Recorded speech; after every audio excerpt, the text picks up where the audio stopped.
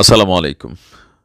বছরের প্রথম দিনই যারা আপনার এই বৈষম্য বিরোধী ছাত্র আন্দোলনের সাথে কানেক্টেড ছিল, বিশেষ করে আওয়ামী লীগ সরকারের পতনে ব্যাপক ভূমিকা রেখেছিল, তাদের জন্য একটা বড় ধরনের সুসংবাদ দিয়েছেন ডক্টর মোহাম্মদ ইউনূস।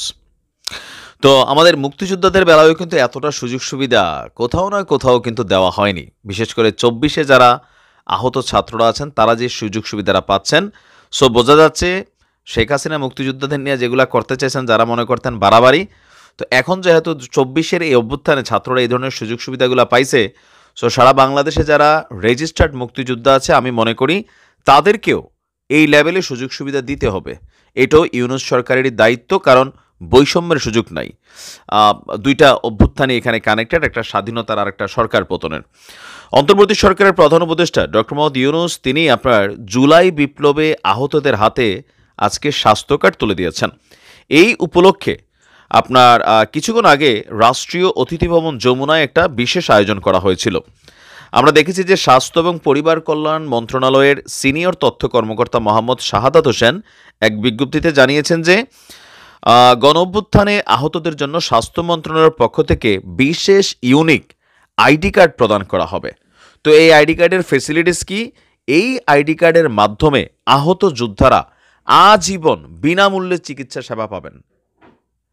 গত ৫৩ বছরে বাংলাদেশে মুক্তিযোদ্ধারা এই সুযোগটা পায় নাই, সো এটা তাদেরও পাওনা। শুধুমাত্র ২৪-এর গণঅভ্যুত্থানে যারা হয়েছে ডক্টর ইউনূস সাহেব তাদের ছাত্রদের প্রেসারে দিচ্ছেন, বিষয়টা যদি এরকম হয় তাহলে মুক্তিযোদ্ধাদের সাথে বৈষম্য করা হচ্ছে। আমাদের দাবি, যারা বাংলাদেশের স্বাধীনতার জন্য জীবন দিয়েছে, যাদের পরিবার আহত মুক্তিযোদ্ধা আছে, ভাতা তো দেওয়া হচ্ছে, ছাত্রদেরও ভাতা দেওয়া হচ্ছে, সো সবাই যেন পায়। রাষ্ট্রের তো আর টাকার অভাব নাই। এর আগে গত ১৪ নভেম্বর সচিবালয়ে স্বাস্থ্য মন্ত্রণালয়ের সভাকক্ষে আহত যোদ্ধাদের সঙ্গে ৬ উপদেষ্টাদের একটা বৈঠক অনুষ্ঠিত হয়েছিল। বৈঠকে সিদ্ধান্ত হয়েছিল আহতদের জন্য সারা দেশে সরকারি হাসপাতালগুলোতে বিশেষ সুবিধা নিশ্চিত করা হবে।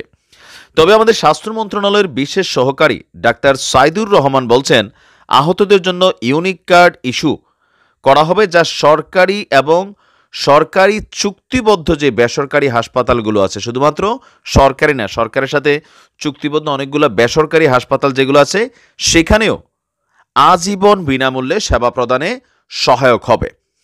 এছাড়া সব সরকারি হাসপাতালে তাদের চিকিৎসার জন্য বিশেষ বেড ডেডিকেটেড রাখা হবে। খুবই সুন্দর উদ্যোগ, বাট আমার বক্তব্য হচ্ছে এখানে আমাদের ১৯৭১-এর যারা মুক্তিযোদ্ধা আছেন, অনেকেই মারা গেছেন, জীবিত নাই, আবার যারা মুক্তিযোদ্ধা আছেন বা জীবিত আছেন তাদের জন্য এটা দেওয়া উচিত, এবং ঢাকার সব হাসপাতালকে একটি নেটওয়ার্কের আওতায় আনারও পরিকল্পনা রয়েছে। পাশাপাশি সাপোর্ট সেন্টার চালু করে আহতদের জন্য প্রয়োজনীয় সকল ধরনের সমাধান নিশ্চিত করতে হবে। খুবই সুন্দর উদ্যোগ। শিক্ষার্থীরা বিষয়টাকে স্বাগত জানিয়েছে। এর পাশাপাশি কেউ কেউ বলছিলেন কমেন্টগুলোতে, তো ৭১-এর মুক্তিযোদ্ধারা কি অপরাধ করছে? তা আমি কিন্তু আমার জায়গা থেকে সবসময় যতটুকু বলার দরকার ততটুকু বলার চেষ্টা করি। তা আমার মনে হয় যে বিষয়টা আরও দৃষ্টিনন্দন হবে যদি সরকারের পক্ষ থেকে আমাদের সারা বাংলাদেশে যতগুলো মুক্তিযোদ্ধা আছেন তাদের জন্য বাঁচবো আর কয়দিন, শেষ বয়সে কারো হাঁপানি, কারো এই রোগ ওই রোগ, নানান রোগে আক্রান্ত। আর অনেকেই ভাবছেন যে আওয়ামী লীগ সরকারের পতন হয়ে গেছে, এবার তো মুক্তিযোদ্ধাদের কপালে ভাই দুর্গতি লাগবে। কেউ কেউ কিন্তু এটা বলার চেষ্টা করছেন। তবে আমরা মনে করি যে আহত ছাত্র যারা ২৪-এর আছে, ১৯৭১-এর যারা আহত মুক্তিযোদ্ধা আছে, সকলের জন্য এই সিস্টেমটাকে একটা ফরম্যাটে নিয়ে আসা হোক। দেন ডক্টর ইউনূসও বিতর্কের বাইরে থাকলেন, আর বাকি যারা আছে আমজনতা তাদের কাছে মনে হলো যে না, সম্মানটা সবাই প্রাপ্য। তো আশা করি যারা দায়িত্বশীল আছেন তারা নিশ্চয়ই বিষয়টাতে আপনার কনসেন্ট্রেশন করবেন। ভালো থাকুন। আসসালামু আলাইকুম।